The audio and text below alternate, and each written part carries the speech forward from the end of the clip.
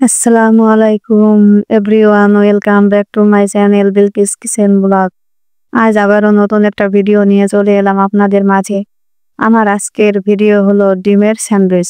আর এই স্যান্ডউইচটা এত মজা হয় যে না খেলে বিশ্বাসই করবেন না যে এই স্যান্ডউইচটা এত মজা হয়। আর এমন স্বাস্থ্যসম্মত স্যান্ডউইচ যদি ইফতারের টেবিলে থাকে তাহলে আর কি লাগে।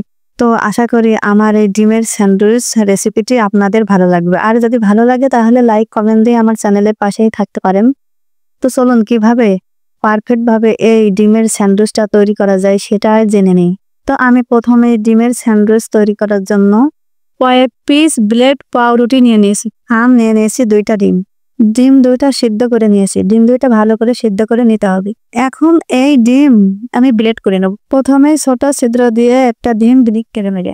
এভাবে ডিমটা ব্লেড করে নিয়ে স্যান্ডউইচটা বানালে খেতে কিন্তু অসম্ভব মজার হয়। তো প্রথমেই একটা ডিম চিকন ফাঁকা দিয়ে ব্লেড করে নেব, আর একটা ডিম মোটা মোটা ফাঁকা দিয়ে ব্লেড করে নেব। এখন ডিমটা ব্লেড করা হয়ে গেছে, এক পাশে রেখে দেব। এরপর চলে যাব চুলোয়। চুলোয় আগে আমি একটা পাতিল বসিয়ে দিয়েছি। পাতিলে পরিমাণ মতো তেল দিয়ে দেবো। তেলটা একটু গরম হলে একটা বড় সাইজের পেঁয়াজ কুচি দিয়ে দেবো। পেঁয়াজ কুচিটা একটু ভেজে নেব।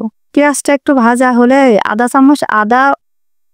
চামচ রসুন বাটা দিয়ে দেবো। আর দেবো একটু কাঁচামরিচ কুচি। আদা রসুন পেঁয়াজ আর কাঁচামরিচ এভাবে ভালো করে একটু ভেজে নেব। যতক্ষণ না আদা রসুনের কাঁচা গন্ধটা না যায় ততক্ষণ এভাবে ভেজে নিতে হবে। তা না হলে কিন্তু আদা রসুনের কাঁচা গন্ধটা যদি থেকে যায় তাহলে কিন্তু স্যান্ডউইচ খেতে মোটেও ভালো লাগবে না। এই জন্য আদা রসুনের গন্ধটা যতক্ষণ না যাবে ততক্ষণ এভাবে ভালো করে ভেজে নিতে হবে। আদা রসুনের কাঁচা গন্ধটা গেলেই আমি এখানে অ্যাড করব গাজর, ছোট ছোট কুচিয়ে রেখেছি, আর টমেটো কুচিয়ে রেখেছি, সেটা দিয়ে দেব। দিয়ে গাজর আর টমেটো পেঁয়াজের সাথে ভালো করে ভেজে নেব। এটা 2 মিনিট এভাবে ভেজে নেব। এই 2 মিনিটেই কিন্তু এটা সিদ্ধ হয়ে যাবে। কাঁচা গন্ধটা আর থাকবে না, এটা ভালোভাবে সিদ্ধ হয়ে যাবে। আমি কিন্তু কোনো রকমের পানি অ্যাড করছি না, এখানে কিন্তু কোনো রকমের পানি অ্যাড করব না। এরপর এখানে দেব শসা কুচি দিয়েও ভালো করে ভেজে নেব। শসা কুচিটা দিয়েও এভাবে সবজির সাথে ভালো করে ভেজে নেব। এভাবে 2-3 মিনিট ভালো করে এভাবে ভেজে নিতে হবে। এভাবে ভালো করে ভাজার পরে 2-3 মিনিট ভালো করে ভাজার পর সবজিগুলো সেদ্ধ হয়ে গেলে এখানে কুচিয়ে রাখা ডিমগুলো দিয়ে দেবো।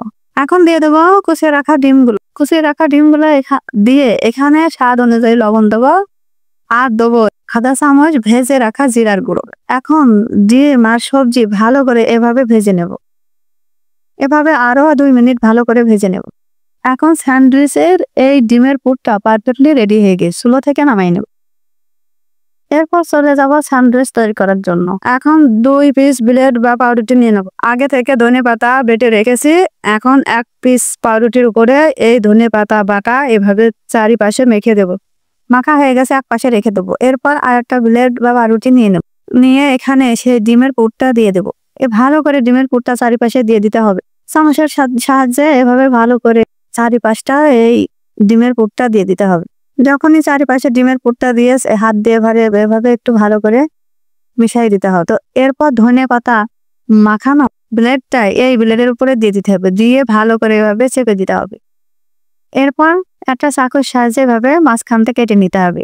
ঠিক যেন স্যান্ডউইচের যেভাবে তৈরি করে সেভাবে কেটে নিতে হবে। এই যে মাঝখান থেকে ভাবে কেটে নিতে হবে। এই যে দেখেন আমার 2টা স্যান্ডউইচ তৈরি করা হয়ে গেছে। এই যে দেখেন কত সুন্দর হয়েছে। একইভাবে আমি বাকি স্যান্ডউইচ গুলো তৈরি করি। এরপর চলে যাব আবারও চুলোয় একটা প্যান বসিয়ে দিয়েছি। এখন প্যানে 2 চামচ ঘি দিয়ে দেব। আপনারা চাইলে তেল দিয়েও এই স্যান্ডউইচটা ভাজতে পারেন, তবে ঘি দিয়ে যদি এই স্যান্ডউইচটা ভাজা যায় তাহলে কিন্তু খেতে ভীষণ মজা লাগবে। আর ঘির ফ্লেভারটা কিন্তু স্যান্ডউইচের টেস্টটা দ্বিগুণ বাড়িয়ে দেয়। তো এখন 2 চামচ ঘি দিয়ে প্যানের গায়ে আমি ভালো করে এভাবে মেখে দিলাম।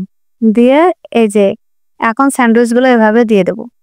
আমি প্রথমে 2টা করে ভেজে চুলোটা অবশ্যই এই টাইমে মিডিয়াম থেকে লো স্পিডে দিতে হবে। তা না হলে কিন্তু হাই স্পিডে যদি স্যান্ডউইচটা ভাজেন তাহলে কিন্তু স্যান্ডউইচটা পুড়ে যেতে পারে।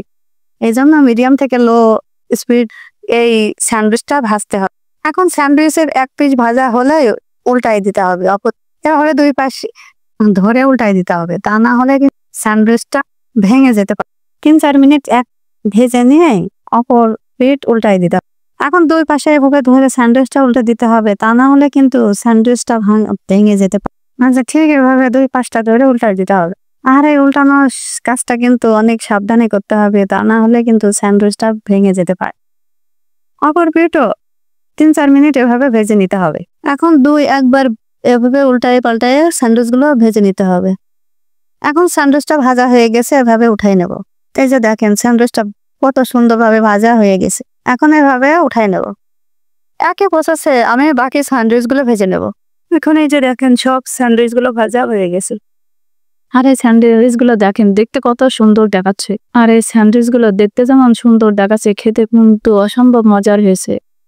আর দেখেন একটা স্যান্ডউইচ ভেঙে দেখাচ্ছি, দেখেন কতটা মুসমুসে হয়েছে। আর এই স্যান্ডউইচটা এতটাই মুসমুসে হয়েছে আর খেতে কিন্তু খুব ভালো হয়েছে। তো ইফতারির টেবিলে যদি এমন গরম গরম স্যান্ডউইচ থাকে তাহলে আর কি লাগে। আপনারা অবশ্যই ইফতারিতে এমন স্বাস্থ্যসম্মত স্যান্ডউইচ বানিয়ে একবার খেয়ে দেখেন, মুখে লেগে থাকবে।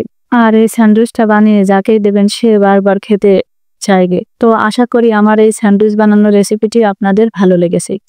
আজকের মতো এখানে শেষ করছি। আল্লাহ হাফেজ।